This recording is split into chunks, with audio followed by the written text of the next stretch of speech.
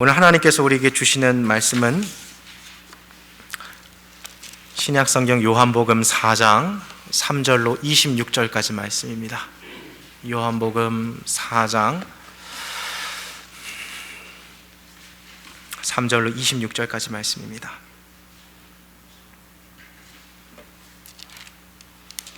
제가 3절 말씀 먼저 읽겠습니다. 유대를 떠나사 다시 갈릴리로 가실새 사마리아에 있는 수가라 하는 동네에 이르시니 야곱이 그 아들 요셉에게 준 땅이 가깝고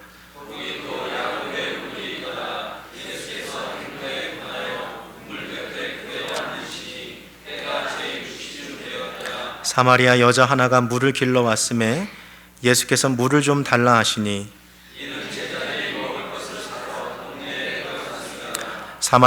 사마리아 여자가 가로되 당신은 유대인으로서 어찌하여 사마리아 여자 나에게 물을 달라 하나이까 하니 이는 유대인이 사마리아인과 상종치 아니함이러라.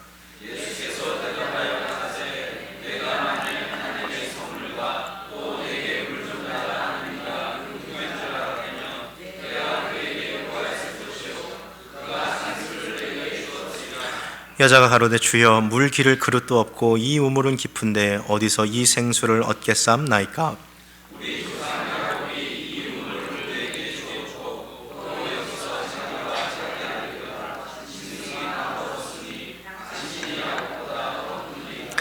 예수께서 대답하여 가라사대 이 물을 먹는 자마다 다시 목마르려니와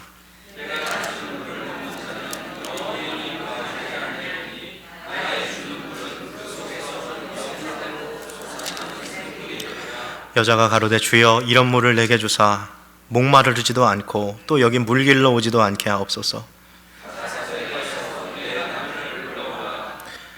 여자가 대답하여 가로되 나는 남편이 없나이다. 예수께서 가라사대 내가 남편이 없다 하는 말이 옳도다.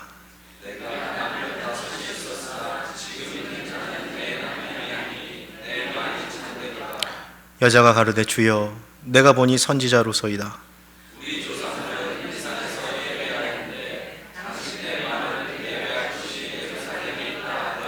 예수께서 가라사대 여자여 내 말을 믿으라. 이 산에서도 말고 예루살렘에서도 말고 너희가 아버지께 예배할 때가 이르리라.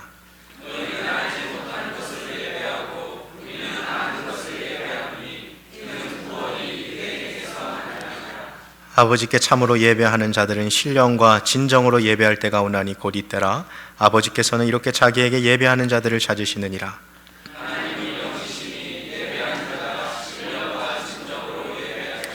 여자가 가로되 메시아 곧 그리스도라 하는 이가 오실 줄을 내가 아노니 그가 오시면 모든 것을 우리에게 고하시리이다. 예수께서 이르시되 내가 말하는 내가 그로라 하시니라. 아멘.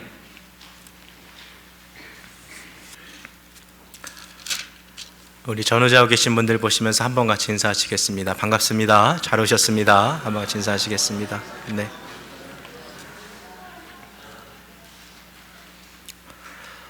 저와 함께 예수님을 만난 사람들 시리즈 오늘 두 번째 시간으로 사마리아 여인에 대해서 함께 같이 좀 이야기했으면 좋겠습니다.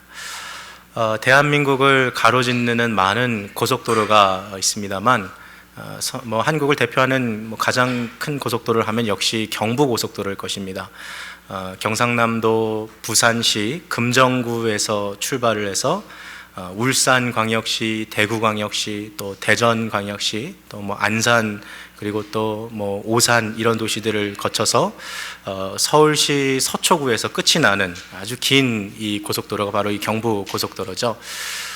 그래서 사실 이 부산에서 서울을 가는 가장 단시간의 그 거리를 위해서라면 반드시 이 거쳐가야 하는 그런 도시들이 있기 마련인 거죠.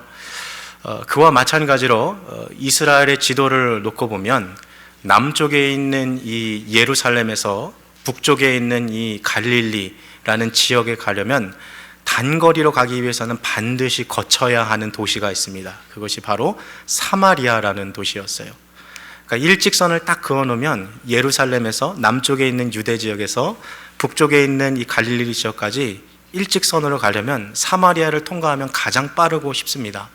그런데 어찌된 일인지 유대인들은 이 갈릴리 지역으로 갈 때 사마리아를 통과하지 않고 요단강을 지나서 동편으로 우회해서 갔어요. 이게 마치 무슨 장면과 같냐면 부산에서 서울을 갈 때 울산이나 아니면 대전을 통해서 올라가는 게 아니라 저 멀리 강원도 원주나 심지어 속초를 돌아서 가는 느낌으로 지금 갈릴리를 가는 거죠.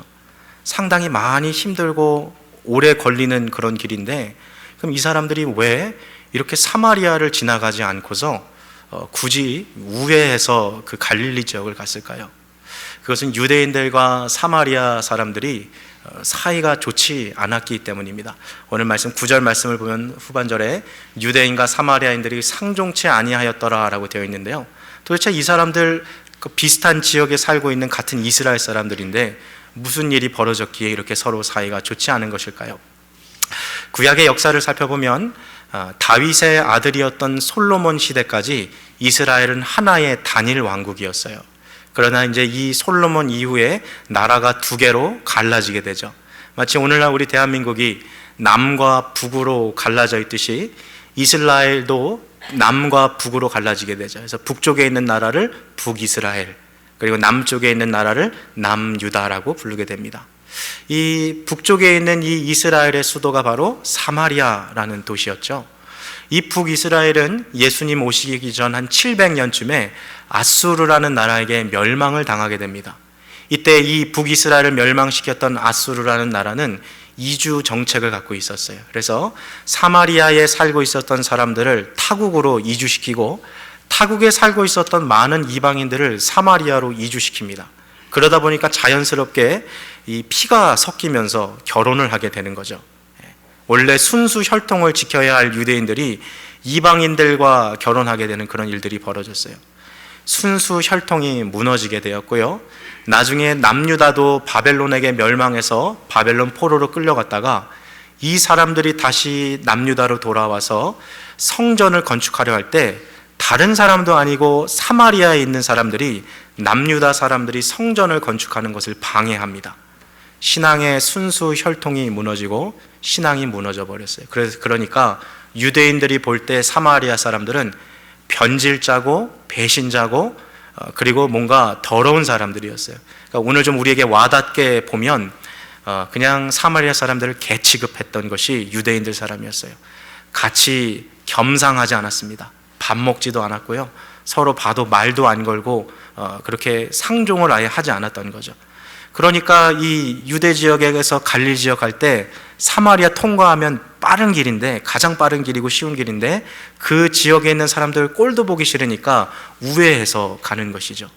이것이 너무나도 일반적으로 통행되어졌던 유대인의 삶의 모습인데, 오늘 요한복음 이 4장의 저자는 예수님의 아주 특이한 행적을 우리에게 보여주고 있습니다. 요한복음 4장 오늘 본문 3절 4절 말씀을 좀 같이 봤으면 좋겠는데요, 화면을 한번 보여주시고요, 우리 같이 읽겠습니다. 시작.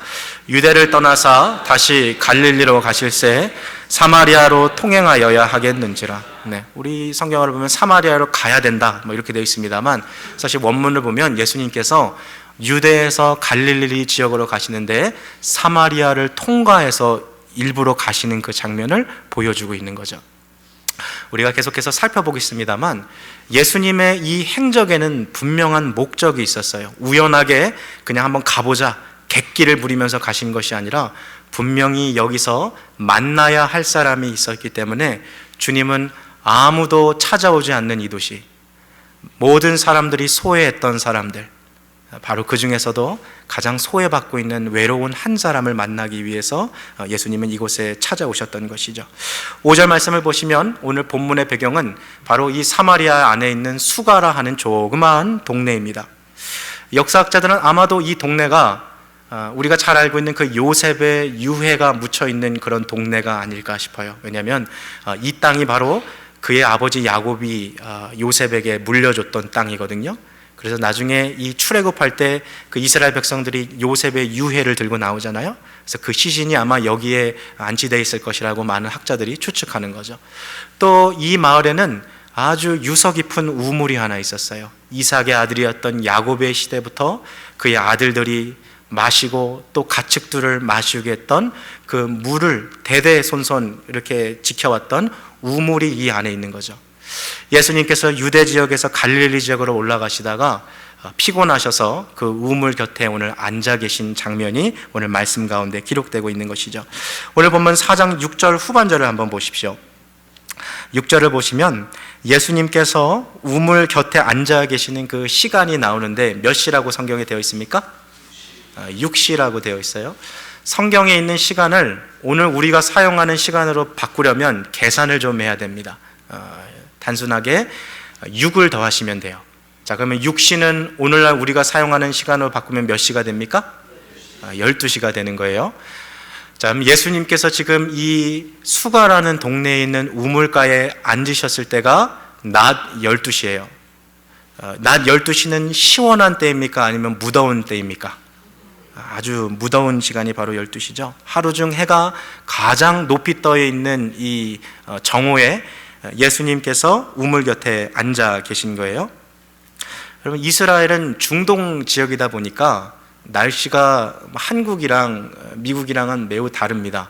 우리가 12시에 여름에 나간다 그래도 덥기는 해도 나가서 생활을 할 수는 있지만 중동 지역은 그렇지 않아요.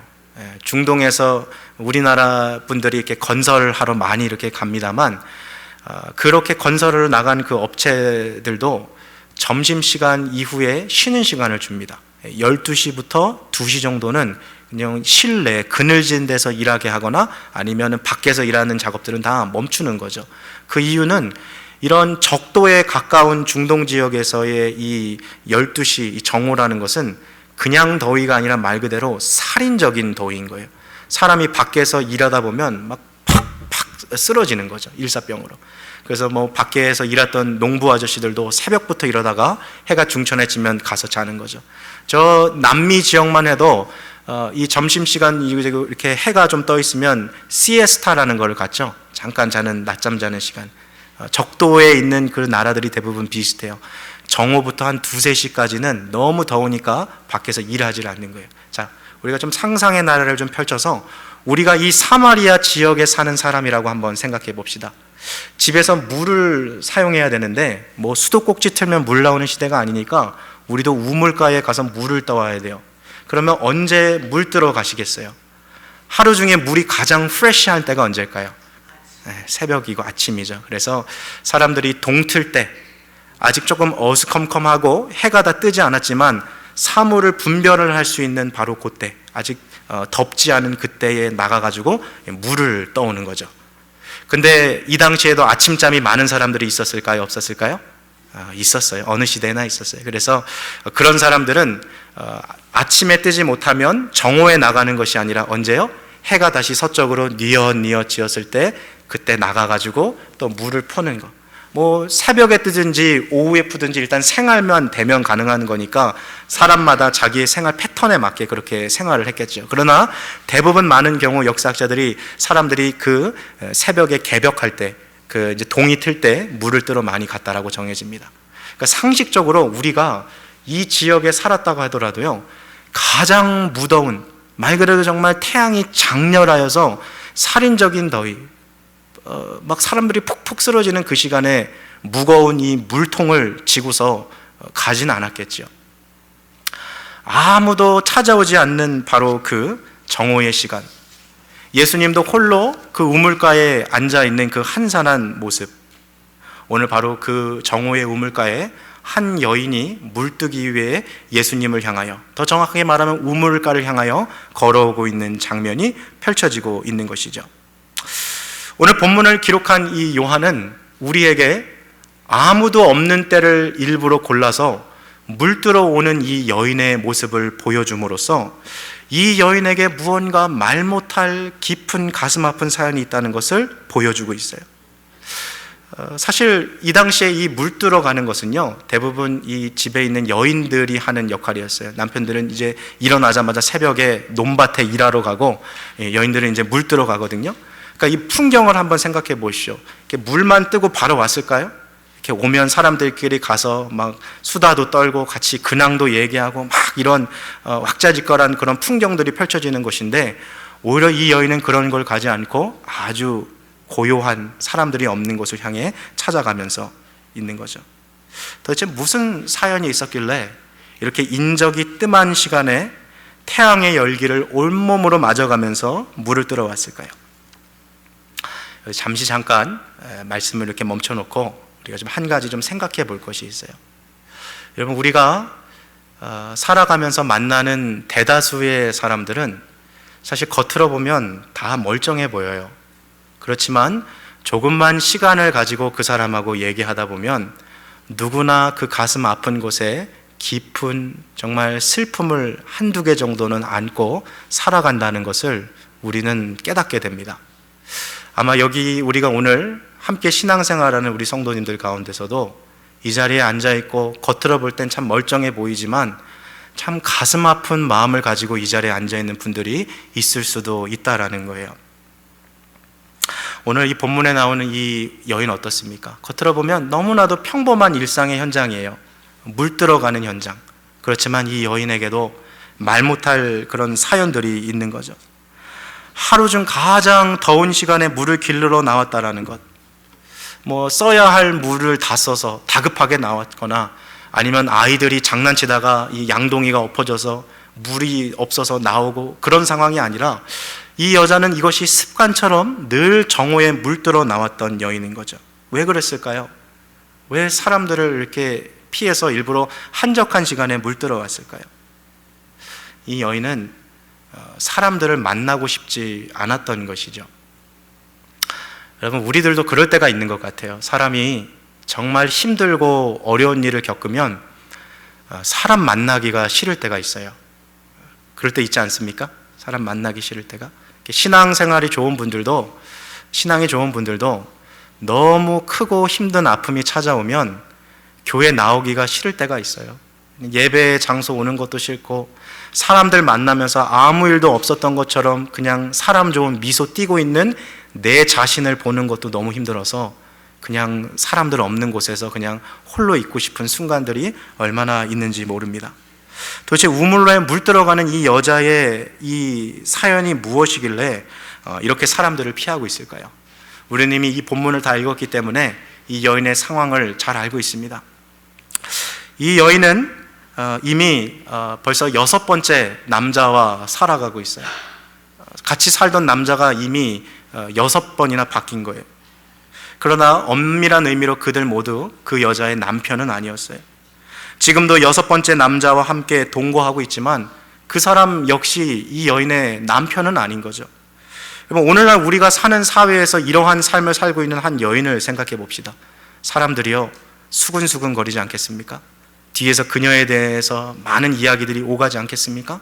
그러니까 그것이 너무 싫어서 참을 수가 없어서 힘들면 이사 갈 수 있어요. 뉴욕으로, 플로리다로, 아니면 저 멀리 캘리포니아 지역으로 나 아는 사람 없는 데 가서 새롭게 그렇게 시작하면 얼마든지 시작할 수 있겠죠. 그러나 이 당시의 삶이라는 것은 땅에 매여 사는 농경사회예요. 쉽게 이사 갈 수 없는 거죠. 그러니 이 여인이 만일 같은 동네에서 그렇게 함께 살아왔던 남자가 6번 바뀌었다면 이 동네에서 이 여자에 대한 평판이 좋았을까요? 나빴을까요? 당연히 좋지 않았겠죠.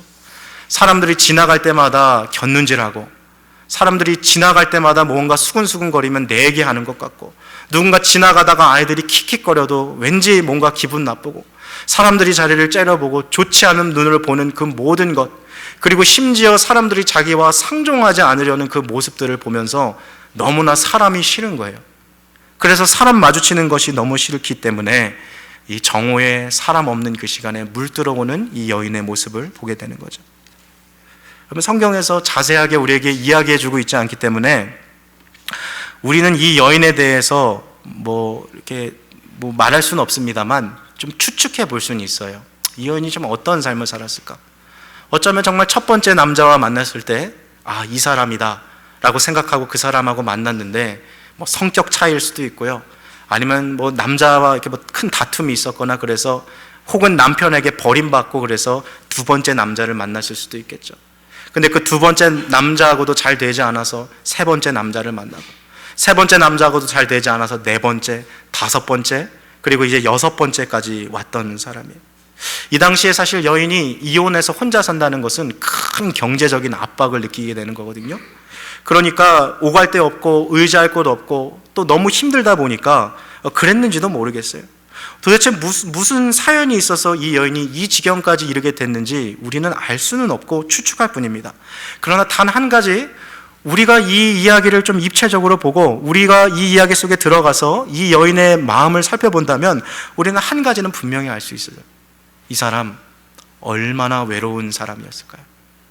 얼마나 가슴 깊숙한 곳에 남모른 슬픔을 갖고 있는 사람일까요? 끊임없이 사람으로부터 누군가에게 정말 무조건적인 사랑을 받고 싶었어요. 내 마음을 알아주는 사람, 나를 좀 이해해 주는 사람. 정말 어쩌면 이제 이 새로운 남자를 만나면 사랑을 받을 수 있으리라고 기대했는지도 모르겠어요. 그렇게 남자를 만나봤지만 그 기대가 무너지고 자꾸 자기가 원하지 않는 쪽으로 삶이 막 흘러가면서 심지어 이제 6번째 만난 이 남자도 자기 남편이라고는 부를 수 없는, 그래서 정말 마음 깊숙한 곳에 정서적인 외로움이 자리 잡은 사람이 바로 이 여인이었어요. 여러분, 사람은요 누구나 사랑받고 살아가기를 원해요. 누구나 사랑받고 살아가기를 원해요. 그게 잘못된 것은 결코 아니에요.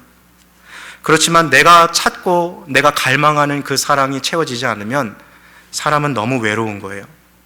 내 말에 귀를 기울여주는 사람도 없고, 내 마음속의 아픔과 고민들을 알아주는 사람도 없고, 내 곁에 아무도 없는 것처럼 느껴질 때 외로움이 찾아오는 거예요. 그러면 사람이 살아가는 게 너무 중압감이 오는 거예요. 여러분, 이민자로 살아갈 때요, 내 일이 너무 힘들고 내 직장이나 가게에서 일하는 게 너무 힘들어도요, 내가 집에 와서 누군가에게 힘든 거를 털어놓고 나 너무 힘들었어, 오늘 이런 일이 있었어, 오늘 가게에 손님이 찾아왔는데 말이야 이런 진상 손님이 있었어, 오늘 회사에서 내 보스가 나한테 막 이런 얘기를 했을 때 누가 알아주고, 아 그랬어?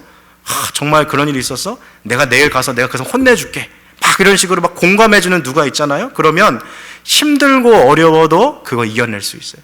한 사람, 두 사람도 필요 없어요. 딱 한 사람만 내 편 있으면 인생에 힘들고 어려운 거 이겨낼 수 있어요. 그런데 내 주변에 아무도 나를 이해해 주는 사람 없고 아무도 나의 이 어려운 거 들어줄 사람이 없다고 생각하면 그 사람은 정말 외로운 사람이에요. 너무 힘든 사람이에요. 너무 어려운 사람인 거예요. 여러분, 우리 주변에요, 정말 배우자에게나 부모에게나 내 형제 자매에게나 심지어 내 아들 딸에게 내 안에 있는 이 깊은 이 마음을 말하지 못해서 그냥 그 홀로 외로움을 품고 하루하루 버티며 살아가는 이민자들이 여러분 이 시카고 지역에도 얼마나 많은지 몰라요. 인간은 저마다 다 자기만의 색깔은 조금 다르지만 그 외로움을 품고 살아가고 있는 거죠. 오늘 이 여인도 그러한 사람이에요. 정말 삶이 어쩌다가 이 지경까지 됐는지 모르겠습니다만은 정말 자기 나름대로 살려고 몸부림친 여자. 여러분 한번 생각해 보세요. 남자를 6번 바꾸는 게 그게 쉽습니까?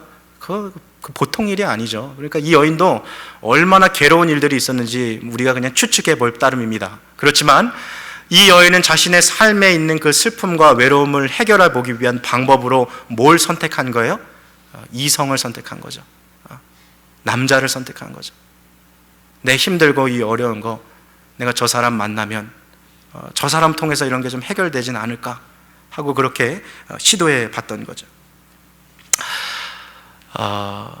주변에 있는 아직 결혼하지 않은 우리 청년들하고 이렇게 이야기하다 보면 우리 아이들에게도, 청년들에게도 마음의 외로움이 있어요. 외로움이라는 게 뭐 40, 50대, 60대, 뭐 70대, 80대 그때 돼서 느끼는 게 아니라 우리도 다 그 시대를 다 겪고 오시지 않았습니까마는 20대, 심지어 10대 아이들에게도 이 가슴 깊숙한 곳에 외로움이 있어요. 색깔만 조금 다를 뿐이지. 근데 이제 결혼 정년기가 된 청년들의 마음에 그런 게 있어요.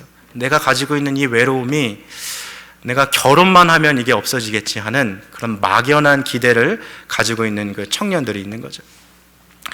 근데 정말 결혼하고 나면 그 외로움이 다 사라질까요? 연애할 때는 정말 행복해요. 너무 좋아요. 아, 내가 정말 내 반쪽을 찾았다. 아, 저 사람이면 진짜 나 행복할 수 있게 해주겠다. 그리고 막 힘들고 어려운 게 있어도 저 사람이랑 내가 꿋꿋이 이겨가리 이렇게 생각을 하고 결혼을 했어요. 근데 결혼 생활에 들어가고 나니까 어때요? 내가 생각하지 않았던 또 다른 외로움이 나를 기다리고 있는 거예요. 물론 성숙한 배우자와 결혼해서 그렇게 생활하다가 내 배우자가 나를 잘 이해해주고 또 나에게 위로를 주고 기쁨을 주는 그러한 배우자를 만난다는 것은 정말 인생에 있어서 그거는 정말 하나님 주신 큰 복이에요. 그런 배우자를 만난다는 것. 결혼 관계 속에서 두 사람의 관계 속에서 그러한 위로와 서로 가운데 기쁨이 있다는 것은 참 큰 복이에요. 그렇지만 이 시대의 많은 부부들의 모습들을 보면 지금 자기 남편이 옆에 있고 지금 내 아내가 내 옆에 있는데 내 배우자가 나를 이해하지 못한다는 생각을 가지고서 홀로 쓸쓸하게 고통하고 신음하며 외롭게 살아가는 사람들이 너무나도 많아요. 그래서 그 같은 경우에는 이런 생각이 드는 거예요. 내가 왜 이 사람하고 결혼했지? 차라리 나 이 사람 없는 게 더 낫을 텐데. 스스로 생각하는 그 지경까지 이르게 되는 거죠. 여러분, 배우자가 내 궁극적인 외로움을 채워줄 수 없다라는 거, 우리 그것을 인정할 수밖에 없는 거예요. 사람들이요, 정말 이러한 외로움들을 잊어보려고 세상의 별의별 것들을 다 시도해 보는 거예요. 처음에는 사람 하나 잘 만나면 이 외로움 해결될 줄 알고 내 인생의 모든 슬픔을 다 이해해 줄 수 있는 사람일 줄 알았는데 그게 해결되지 않으니까 또 뭘 찾아 나섭니까? 세상 사람들이 가장 많이 찾는 게 뭐예요? 술이죠, 술. 그래서 그 외로움을 달래주는 좋은 방법이라고 사람들이 말하지만 그 마시는 동안, 취해 있는 동안에는 세상의 고통, 내 안에 있는 이 아픔들, 그 말 못하는 것들 다 사라지고 그것이 없어지는 것 같지만 깨어나면 그 이후보다, 그 이전보다 더 큰 그 쓰라림이 막 가슴에 막 밀려오는 거죠, 밀물처럼. 그러니까 또 그걸 견디지 못하는 마음들이 있는 거고요. 사람마다 외로움을 다루는 방법이 다 달라요. 사람마다 그 마음에 있는 슬픔을 대처하는 방법이 너무 달라요. 요즘에 많은 사람들이 하는 것 중에 하나가 저는 TV 드라마나 영화라고 생각해요. 요즘에 통계를 보니까 사람들이 갈수록 집에서 드라마 보는 시간이 아주 급증하거든요. 유튜브 보는 시간이나 아니면은 넷플릭스 보는 시간이 막 급증해서 심지어 부부의 풍경을 한 집에서 그려보면 남편은 1층에서 TV 보고 아내는 2층에서 자기만의 스크린 갖고 또 보고 그냥 그게 부부의 생활의 모습이라는 거예요. 서로 소통하지는 않고. 왜 그렇죠? 저는 그렇게 생각해요. 왜 사람들이 더 많이 이렇게 드라마에 빠지고 영화에 빠지냐 하는 것은 그 마음에 있는 외로움이 있기 때문에 내 현실의 이 아픔을 잊고 내 안에 있는 것을 위로움을 있기 때문에 존재하지 않는 가상의 그 세계 속에 몰입함으로써 내 안에 있는 삶의 고통을 잊는 거죠.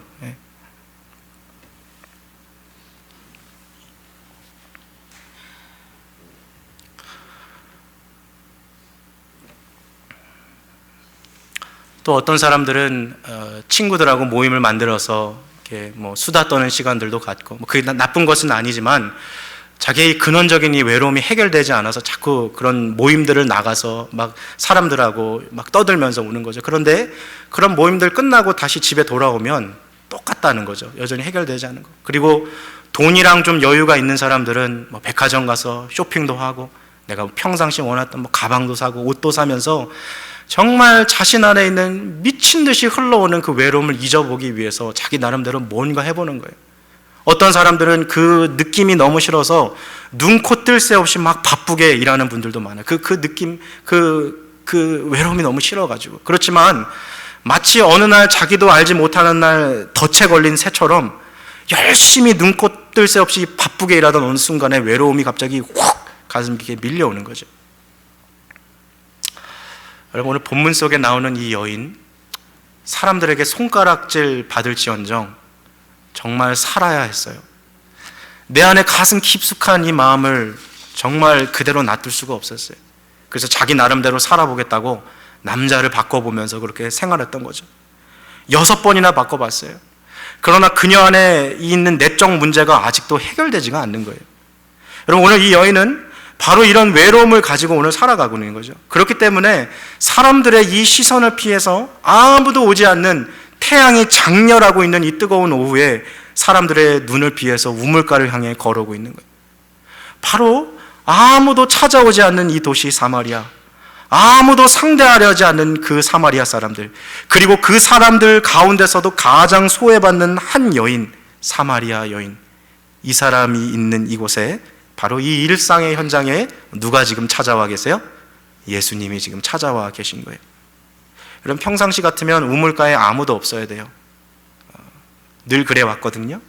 근데 웬일인지 오늘 처음 보는 이 낯선 남자가, 그것도 우리 동네 사람도 아니고 유대인이 우물 곁에 앉아있는 것을 보고 이 여인이 적지 않게 지금 당황하는 거죠. 누구지?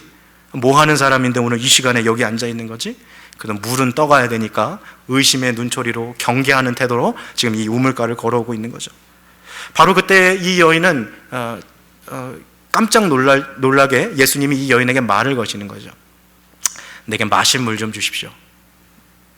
지금 제자들은 이 장면에 없습니다. 음식을 사기 위해 동네 안에 들어갔고 우물가에 예수님하고 이 여인하고 단둘이만 지금 대화가 펼쳐지고 있는 거예요. 한 가지 좀 유념했으면 하는 사실은, 성경에 예수님의 대화가 많이 기록되어 있습니다만 예수님이 한 사람과 주고받은 대화 중에서 가장 긴 대화를 한 사람이 누구와의 대화였어요? 오늘 본문에 나오는 사마리아 여인과의 대화였어요. 가장 소외받고 가장 외롭고 인생에 아무도 없다라고 생각되는 그 여자가 이 세상 모든 사람들이 가장 간절히 원하던 우리 구주 예수와의 가장 긴 대화를 나눴다는 것은 우리에게 시사하는 바가 많은 거죠. 사마리아 여인 깜짝 놀랐어요. 아니, 당신은 유대 남자고 나는 사마리아 여인인데 어떻게 나한테 이렇게 물을 달라고 합니까? 사마리아 사람들을 개처럼 보는 게 유대인인데 당신 정말 내가 누군지 몰라요? 나 사마리아 사람이에요. 내가 주는 물은 부정할 텐데 당신 이거 마셔도 괜찮겠어요? 지금 나보고 한 말 맞습니까? 뭐 이렇게 물어보고 있는 거죠. 이 사람 뭐지? 뭔데 나한테 물 달라고 하는 거지? 막 그러는 거죠. 그러니까 예수님께서 이 여인에게 이렇게 말씀하십니다. 10절입니다. 화면에 10절 보여주시고요.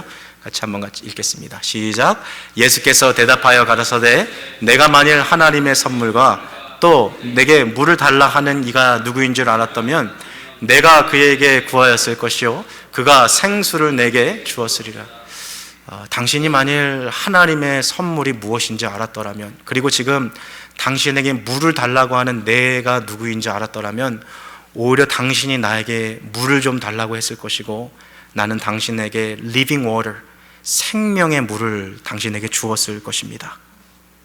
이 말을 들은 이 사마리아 여인이 너무 황당한 거예요.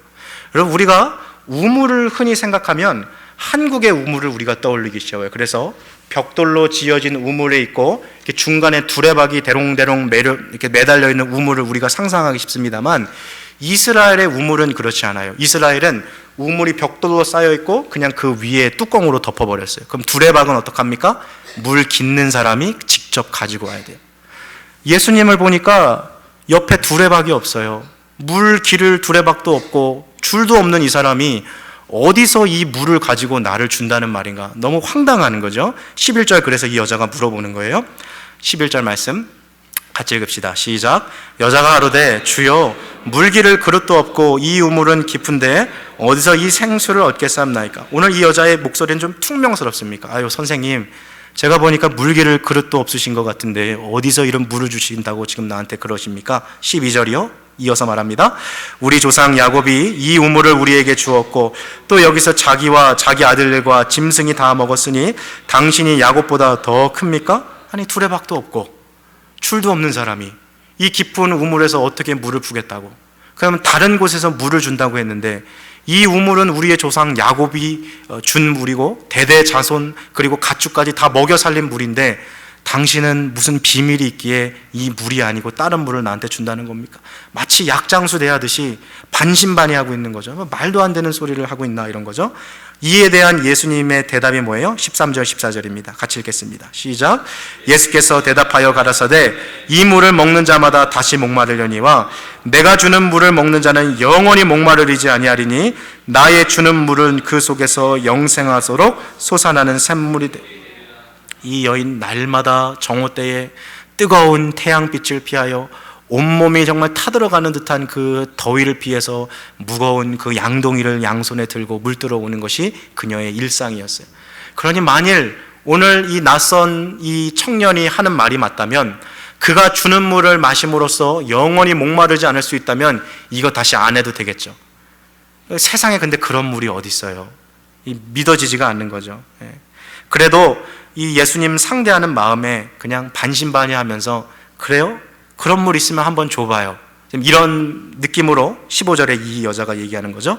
여자가 가로되 주여 이런 물을 내게 주사 목마르지도 않고 또 여기 물길로 오지도 않게 하옵소서. 그래요? 그런 물이 있어요? 그럼 저 한번 줘봐요.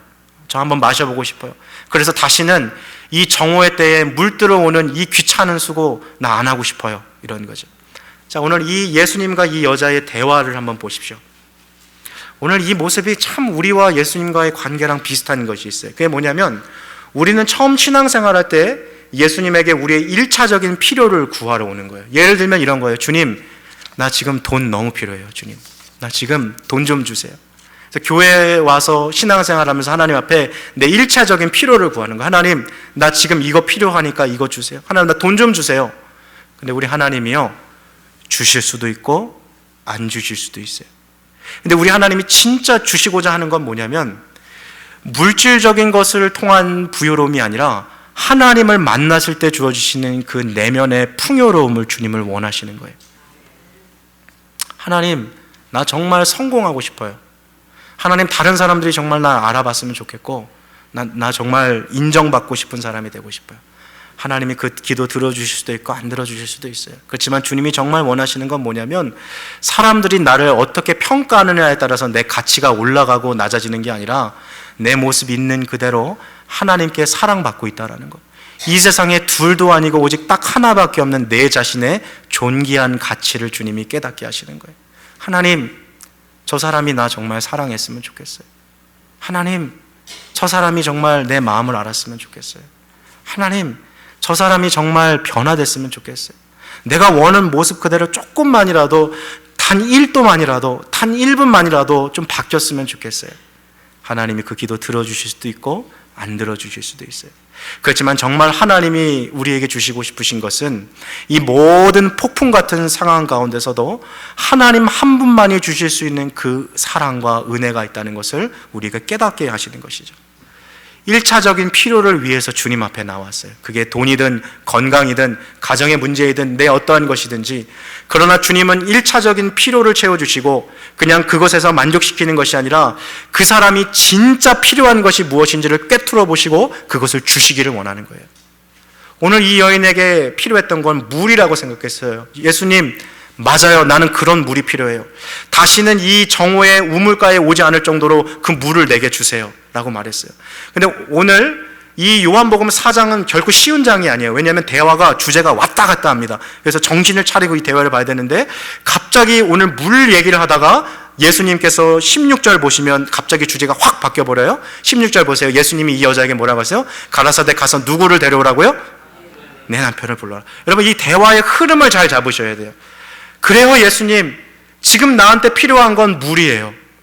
내가 이 사람들 시선을 피해서 지금 정오에 물 들어오는 거, 나는 이거 더 이상 하기 싫어요. 이런 삶 지겹습니다. 난 좀 새로운 삶을 살고 싶습니다. 근데 예수님께서 뭐라고 말씀하세요?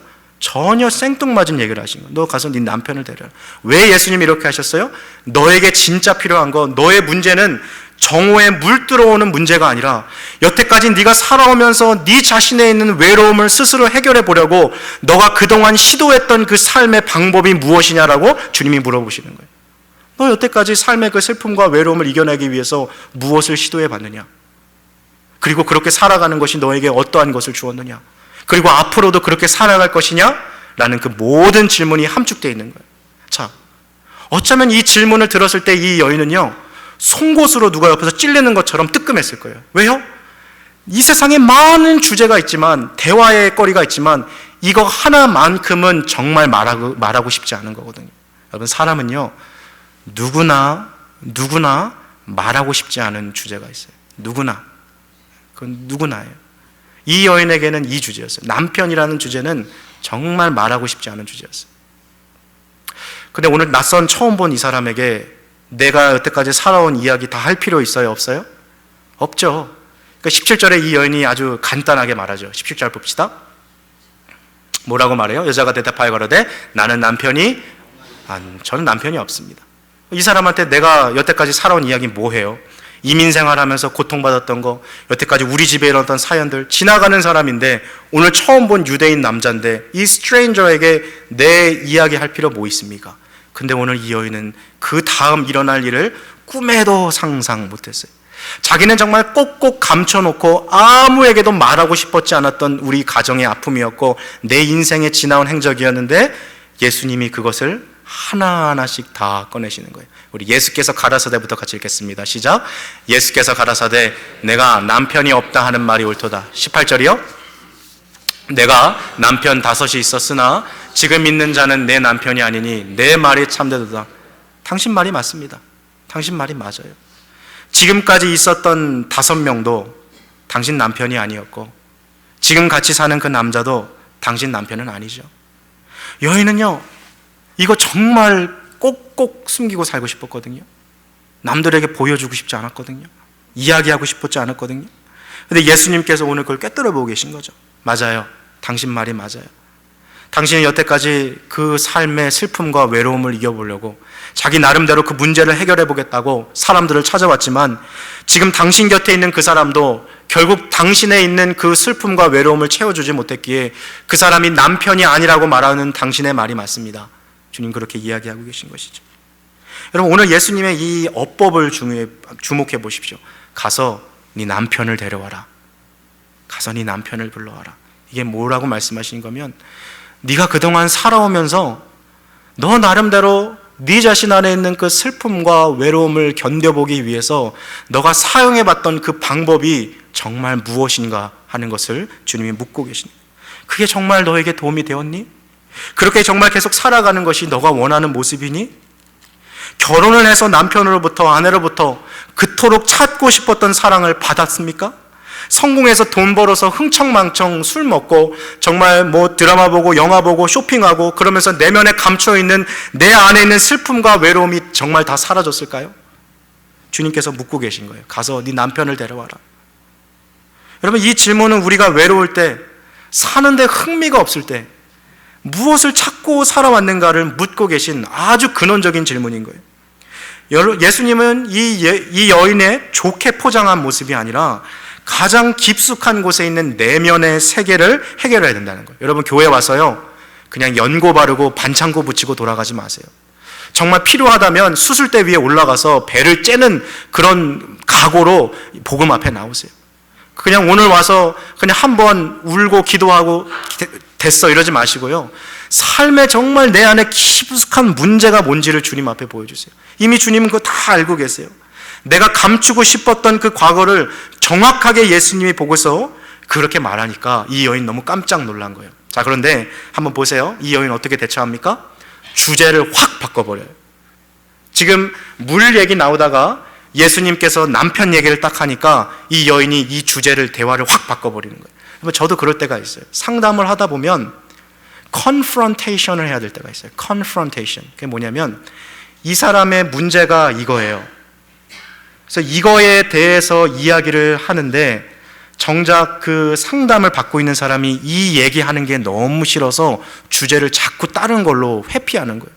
그래서 지금 웃을 상황이 아닌데 저랑 상담하면서 막 유머러스하게 한다든지 그게 대처 방법, 회피하는 방법인 거죠. 그 사람이 지금 이 얘기를 해야 되는데 이 얘기를 안 하고 자꾸 딴 주제로 막 끌고 가는 거예요. 지금 이 여인이 그러는 거예요. 지금 남편 얘기를 하고 있는데 이 얘기는 너무 싫거든요. 이건 안 했으면 좋겠거든요. 그래서 갑자기 주제를 확 바꿔버리는 거죠. 19절 한번 같이 읽읍시다. 시작. 여자가 가로되 주여 내가 보니 선지자서 당신 보통 사람은 아니군요. 당신 용한 사람이네. 당신 보통 내기는 아니네. 이러는 거예요. 그러면서 주제를 바꿔버리는 거예요. 자기 안에 있는 깊숙한 이 슬픔은 내 이야기는 하고 싶지 않아서. 이 주제를 뭘로 가져갑니까? 갑자기 주제가 또 변하죠. 대화에서 예배로 가져가는 거예요. 예배로. 근데 이 여인은 몰랐어요. 이 대화 가운데서도 성령께서 역사하고 계셨다는 것을. 자기는 계속해서 자기의 문제를 회피하고 도망가려고 했는데 성령께서 이 대화를 주관하시니까 자기도 모르게 자기의 인생의 문제의 핵심으로 다가가고 있는 것을 이 여인은 몰랐어요. 여러분 저는 존 스토트라는 영국 목사님이 썼던 표현을 너무 좋아하는데 예수님은 천국의 사냥개라는 표현을 썼어요. The hound dog of heaven. 그게 뭐냐면 아무리 내가 예수님으로부터 벗어나라고 해도 어느 순간 주님이 내한테 오셔서 잡았다 요놈 하고 나를 안 놓치신다는 거예요. 아무리 복음으로부터 벗어나고 예수님 없이 살아가 보려고 그래도 딱 그 자리에 있는데 시편 139편 말씀처럼 내가 음부에 내 자리를 필지라도 주께서 거기에 계셨고 주님이 나를 찾아오신 거예요. 여러분, 이 대화 속에서 이 여인 계속 벗어나려고 그러거든요. 당신 빨리 가십시오. 나는 이 주제에 대해서 말하고 싶지 않습니다. 이건 내 너무 큰 아픔이에요. 건들지 마세요. 하지만 성령께서 이 대화를 계속 이끌어가고 계신 거예요. 예배에 대해서 이야기하죠. 자, 20절 말씀 한번 봅시다. 같이 읽겠습니다. 시작. 우리의 조상들은 이 산에서 예배하였는데 당신들의 말은 예배할 곳이 예루살렘에 있다 하더이다. 여러분, 저는요, 만약 제가 이 사마리아 여인이었다면 이랬을 것 같아요. 내 과거를 다 마쳤잖아요. 지금 정말 용한 선지자라고 칩시다. 이 사람을 만났잖아요. 그러면 내가 물어볼 것이 아니라 이 사람에게 나 이제 어떻게 해야 됩니까? 오히려 이런 질문을 했을 것 같아요. 근데 이 여인은 이걸 자꾸 막 벗어나려고 하는 거죠. 생뚱맞게 뭘 물어보냐면 예배의 장소를 물어보는 거예요. 아까 북이스라엘과 남유다가 갈라졌다 그랬죠. 원래 성전은 어디 있었어요? 예루살렘에 있었어요. 근데 이 북쪽에 있는 사람들이 예배 드리려고 자꾸 남유다로 가니까 북쪽에 있는 왕이 이래서는 안 되겠다 싶어서 사마리아 주변에 있는 그리심이라고 불리는 그 산 근처에다가 성전을 하나 지었어요. 그러니까 성전이 두 개가 된 거죠. 그래서 이 성전이 어느 게 더 정통적인 성전이냐, 어디서 예배를 드리는 게 맞느냐, 사마리아 사람들하고 유대 사람들하고 다툼이 벌어진 거죠. 그래서 지금 이 여인이 그 얘기하는 거예요. 어디서 예배 드리는 게 맞습니까? 그리심 성전에서 예배 드려야 됩니까? 아니면 예루살렘 성전에서 예배 드려야 됩니까? 자, 이 이야기를 하니까 예수님께서 또 그녀의 이 대화의 스피드에 또 맞춰주세요. 주제에 21절 한번 같이 읽겠습니다. 시작. 예수께서 가라사대 여자여 내 말을 믿으라. 이 산에서도 말고 예루살렘에서도 말고 너희가 아버지께 예배할 때가 이르니라. 23절 말씀으로 넘어갑시다. 같이 읽겠습니다. 시작. 아버지께 참으로 예배하는 자들은 신령과 진정으로 예배할 때가 오나니 곧 이때라. 아버지께서는 이렇게 자기에게 예배하는 자들을 찾으시는. 여자요, 예배의 장소가 중요한 것이 아니라 예배의 요소가 중요한 것입니다. 그리심산에서 예배드리나 예루살렘에서 예배드리나 그것이 중요한 것이 아닙니다. 그리고 나서 예수님께서 그 유명한 구절, 우리가 예배 때마다 제가 예배 부름의 구절이 요한복음 4장 24절이거든요. 바로 그 구절 한번 같이 읽겠습니다. 시작. 하나님은 영이시니 예배하는 자가 신령과 진정으로 예배할지니라. 아멘. 제가 예배 부름으로 하죠. 이게 무슨 뜻이에요? 하나님은 영이시라는 거예요. 주님은 지금 이 시간에 동시에 서울에도 부산에도 뉴욕에도 LA에도 주님은 다 계세요. 영이세요. 예배하는 장소가 중요한 것이 아니라 뭐가 중요해요? 예배하는 자가 영과 진리로 예배하는 것이 중요해요. 이걸 하나로 합치면 뭡니까? 진리의 영으로 예배하는 것이 중요하다는 거예요. 오늘 찬양대가 참 찬양을 잘해준 것 같아요. 오늘 이 설교 이 본문에 맞습니다만 진리의 영이신 아까 누가 오셨다 그랬어요? 성령이 오셨다는 거예요. 영과 진리를 합치면 성령으로 예배하는 거예요. 하나님은 영이시니 예배하는 자가 진리의 영이신 성령을 통하여 예배하는 것. 예수 그리스도 안에서 진리의 영이신 성령을 통해 예배하는 것을 하나님이 받으신다는 거예요. 이게 예배의 본질이라는 것을 얘기해 주는 거죠. 자, 또 이 주제에 대해서 막 얘기하니까 이 여인은요, 이 사람은 대화하는데 좀 문제가 있어요. 이게 대화라는 게요, 이게 탁구 치듯이 테니스 치듯이 주고받고 해야 이게 대화가 이어지거든요. 근데 이 여인은 자꾸 이 대화를 끊어버려요. 내가 하고 싶은 말. 25절 한번 봅시다. 같이 읽겠습니다. 시작. 여자가 가로되 메시아 곧 그리스도라 하는 이가 오실 줄을 내가 아노니 그가 오시면 모든 것을 우리에게 거시라. 네, 참 어려운 말씀하시네요. 그런 거는 메시아라고 불려지는 그리스도가 오면 다 알려주실 거예요. 이런 지금 표현인 거예요. 자꾸만 벗어나는 거예요. 대화에서 직면이 안 되는 거죠. 그 지금 상황이 뭐가 필요한지 그게 안 되는 거예요. 바로 이 대화 가운데 예수님은 이 여인이 이제 더 이상 도망가지 못하도록 마지막 주님께서 말씀을 해주시는 거예요. 26절 말씀 한번 같이 읽겠습니다. 오늘 마지막 구절이에요. 같이 읽겠습니다. 시작. 예수께서 이르시되 내가 말하는 내가 그러라 하시니라. 내가 바로 그 사람이다. 내가 바로 그 사람. 이제 더 이상 너가 도망갈 곳이 없다. 너가 인생의 모든 문제를 해결해 보려고 네 나름대로 그렇게 찾아봤고, 네 나름대로 그렇게 남편도 바꿔보고 남자도 바꿔봤지만 그거 다 해결되지 않았던, 네가 지금 내 앞에서 이게 뭐가 궁금하다고 말하면서 정작 너의 필요를 외면하고 가지만 이제는 내가 왔다. 모든 문제를 해결하고 인생에 있어서 가장 아픈 것을 해결해 주실 분이 왔다는 것을 보는 거예요. 저에게 5분만 시간을 주십시오. 거의 끝났어요. 여러분, 우리가 살다 보면 세상의 장난감들이 우리의 마음의 외로움들을 해결해 줄 수 있을 때가 있어요. 실제로 어머니가 하루 종일 밖에서 일해야 될 때 아이에게 로봇 장난감을 주거나 아니면 예쁜 바비 인형 같은 걸 선물해 주면 아이가 뭐 반나절 정도는 거기에 빠져서 살 수 있어요. 그렇지만 그 아이가 5년, 10년 어머니 없이 산다면 그 아이가 정말 행복하게 살 수 있을까요? 어머니 없이 로봇 갖고 인형 갖고 살면 그 장난감이 그에게 참된 행복을 줄 수 있을까요? 아니요, 그럴 수 없어요. 여러분, 어느 정도의 외로움이라는 것은, 우리 마음에 있는 슬픔이라는 것이 세상의 장난감으로 그것들이 좀 채워질 수 있을 수도 있겠죠. 그렇지만 정말 견딜 수 없는 마음의 외로움들, 정말로 버틸 수 없을 것 같은 그런 상황 가운데는 그런 세상의 장난감들이 나한테 아무런 소용이 없다는 것을. 혹시 애 봐주신 적 있으세요? 남의 집 애?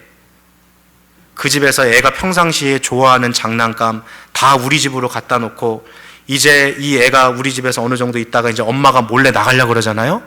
그러다가 애가 엄마 나가는 거 보면 어떻게 해요? 자기가 평상시 좋아했던 장난감 다 뒤로 던져놓고 엄마! 하고 그 현관문으로 뛰어가는 그 애 본 적 있으세요?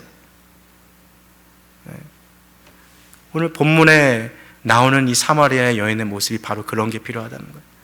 여태까지 내가 내 마음에 채워보려고 했던 세상의 장난감들, 돈을 움켜쥔다고 해서 안전해지는 게 아니더라고요. 성공한다고 해서 그게 꼭 행복해지는 것도 아니더라고요. 사람을 찾는다고 해서 그 사람이 우리를 모든 것을 이해해 주는 것도 아니고 우리를 완전히 사랑해 주는 것도 아니더라고요. 자녀라고 해서 부모가 원하는 대로 다 커줍니까? 그리고 그 자녀가 나중에 커서 내가 생각한 대로 보상해 줍니까? 그런 것도 아니더라고요. 오늘 예수님께서 말씀하시는 게 뭐예요? 너가 그토록 갈망하는 생수를 줄 사람이 누구라고 말씀하세요? 내가 그로다. 내가 그로다. 지금 말씀하고 계시니 예수님만이 영원한 이 목마름, 끊임없는 삶의 외로움과 슬픔을 이겨낼 수 있다는 것을 주님 보여주셨어요. 자, 그러면 어떻게 해야 될까요? 바로 하나님을 인격적으로 만나는 이 예배를 통하여서 우리 안에 있는 슬픔을 치유하십시오. 우리 안에 있는 외로움들을 주님께 맡기십시오. 그래서 예배의 자리가 너무나도 중요한 거예요. 말씀을 통하여 이 자리 가운데 역사하시는 주님을 통하여 우리의 마음을 주님께 던지십시오.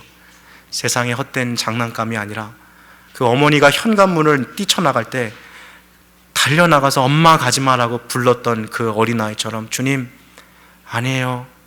이런 장난감 같은 것으로 나 살 수 없어요. 주님 없으면 난 안 돼요. 라고 주님께 나와서 예수님 붙잡고 살아가십시오. 오늘 주님 말씀하셨어요. 너가 말하는 그 사람이 바로 나다.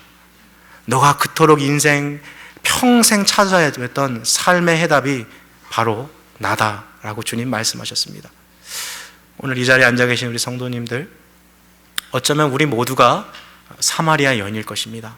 색깔은 달라도, 조금씩 상황은 달라도 우리 모두에게는 남들에게 말하지 못하는 슬픔과 아픔과 외로움이 우리 안에 있습니다.